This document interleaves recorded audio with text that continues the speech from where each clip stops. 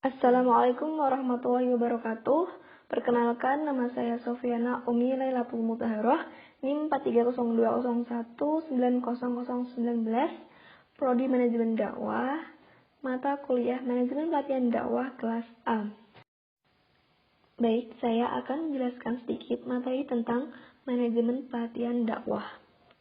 Manajemen Pelatihan Dakwah. Dakwah dari zaman dahulu sampai sekarang itu mengalami perubahan, yang mana pada zaman dahulu kegiatan dakwah itu dilakukan secara face to face atau langsung, karena saat itu masih belum muncul media atau teknologi. Namun seiring berjalannya waktu, dakwah sekarang dapat dilakukan melalui media seperti handphone, televisi, radio, dan sebagainya.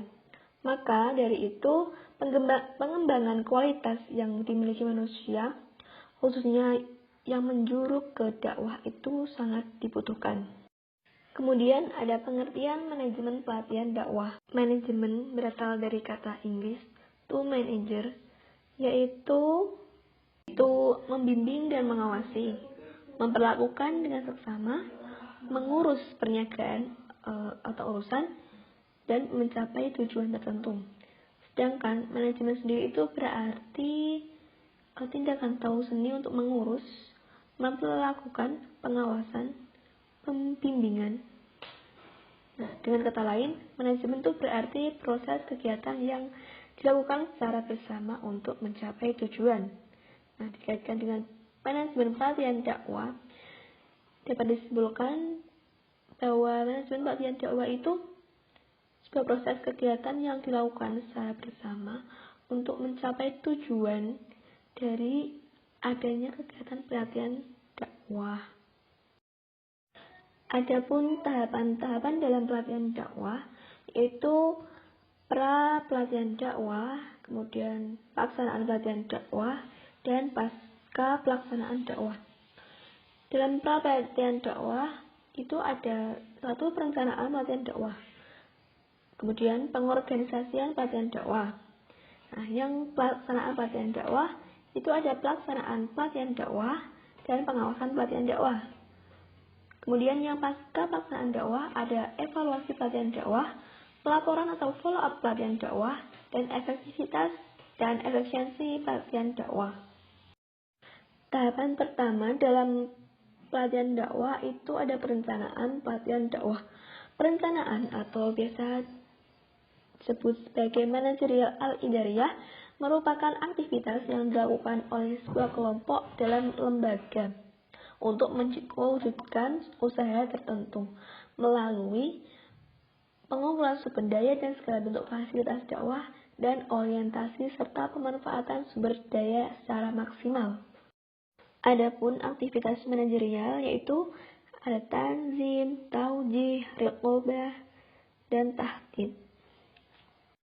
Tahapan yang kedua dalam proses pelatihan dakwah itu ada pengorganisasian pelatihan dakwah.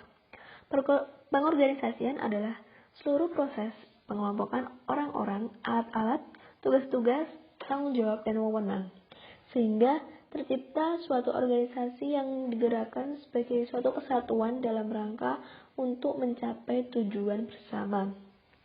Pengorganisasian ini terkandung dalam surah As-Saff ayat 4 yang berbunyi Innallaha yuhibbul ladzina yuqatiluna fi sabilihi shaffan ka'annahum bunyanun marsus, yang artinya sesungguhnya Allah itu menyukai orang yang berperang di jalannya dalam barisan yang teratur, seakan-akan mereka seperti suatu bangunan yang tersusun kokoh. Dalam organisasi itu memiliki dua aspek. Pertama, struktur organisasi, dan yang kedua ada aspek perilaku. Adapun bentuk-bentuk pengorganisasian, yang pertama ada spesialisasi kerja, dua ada departemen spesialisasi kinerja, tiga ada rantai komando, empat ada rentang kendali, lima ada sentralisasi dan desentralisasi, enam formalisasi kerja. Setelah tahapan pengorganisasian, Selanjutnya, untuk tahapan pelatihan dakwah itu ada pelaksanaan pelatihan dakwah.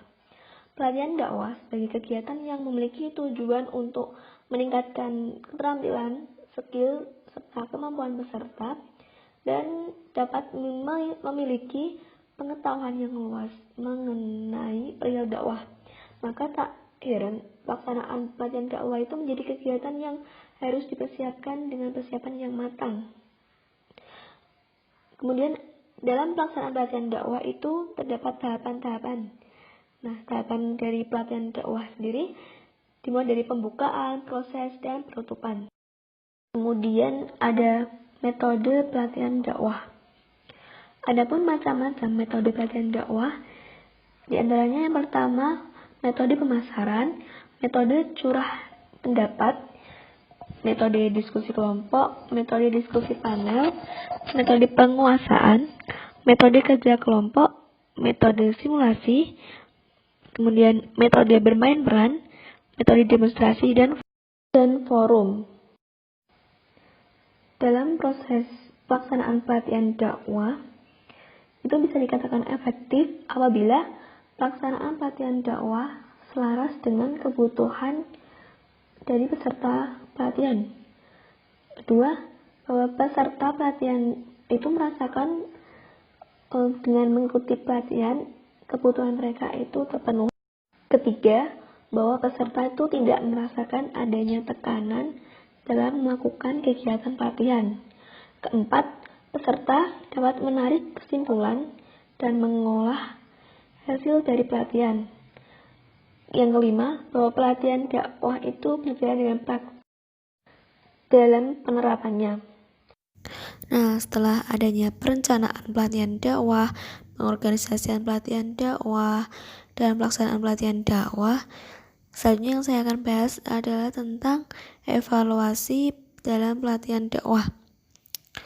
Nah, setiap kegiatan pasti ada yang namanya evaluasi. Evaluasi sendiri yaitu sebagai suatu usaha untuk mengetahui, menilai, serta memberi kesimpulan dari hasil yang telah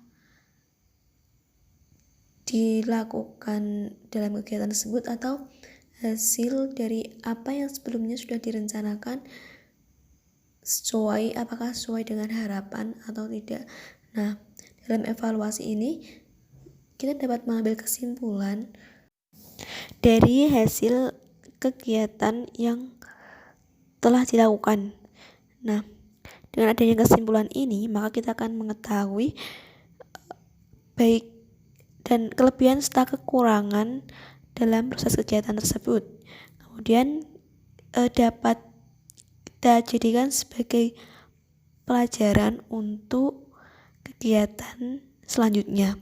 Maka dapat saya simpulkan tentang evaluasi pelatihan dakwah yaitu cara untuk menilai, mengambil hasil, serta menyimpulkan dari hasil sebuah kegiatan yang sudah terlaksana dalam proses kegiatan pelatihan dakwah.